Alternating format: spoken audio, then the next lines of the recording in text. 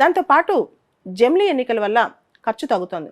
మనం చూస్తే 19వ లోక్సభలో మన ఎలక్షన్ జరిగినప్పుడు దాదాపు 10,000 కోట్ల ఖర్చు అయింది. అండ్ అభ్యర్థులందరి ఖర్చు చూస్తే దాదాపు ఒక ఎలక్షన్కే 19th లోక్సభ ఎలక్షన్కి 60,000 కోట్ల భారతదేశంలో ఖర్చు అయిందంట ఒక అంచనా అయితే ఇదంతా ఎందుకు ఇంత ఖర్చు?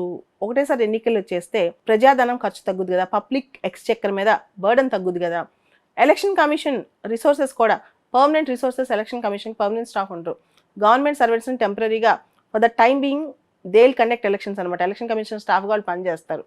సో దీనివల్ల అంత రిసోర్సెస్ ఆప్టిమల్ యూటిలైజేషన్ అవుతుంది కదా, గవర్నమెంట్ ఆఫీసెస్ కూడా ఇబ్బంది కలగకుండా ఉంటుంది అని చెప్పి చాలామంది అంటుంటారు. ఇవన్నీ వాదనలు ఒక పక్క ఉంటే ఇంకొక వాదన అసలు జమిలీ ఎన్నికల వల్ల చాలా నష్టం జరుగుతుందని. ఎటువంటి నష్టం జరుగుతుంది? ప్రధానమైన నష్టం ఏంటంటే జమిలీ ఎన్నికల వల్ల ఫెడరల్ స్ఫూర్తి దెబ్బతింటుందని చెప్పి ప్రాంతీయ పార్టీలు వాపోతున్నాయి.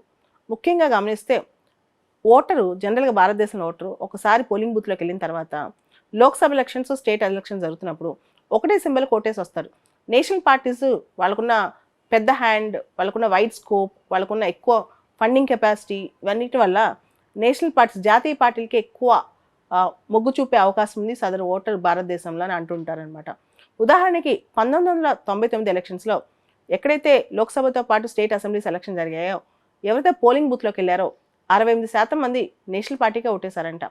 2004 ఎలక్షన్స్లో దాదాపు 77% మంది నేషనల్ పార్టీకే ఓటేశారంట. 2009 ఎలక్షన్స్లో ఇలా ఎలక్షన్స్ ఎక్కడైతే కలిపి జరిగాయో 76% మంది నేషనల్ పార్టీకి ఓటేశారంట. 2014 ఎలక్షన్స్లో మోర్ దెన్ 80% నేషనల్ పార్టీ వైపు మొగ్గు చూపారంట. సో దీనివల్ల ప్రాంతీయ పార్టీలు దెబ్బతింటాయి అని చెప్పి ప్రాంతీయ పార్టీల యొక్క వాదన ఉంది.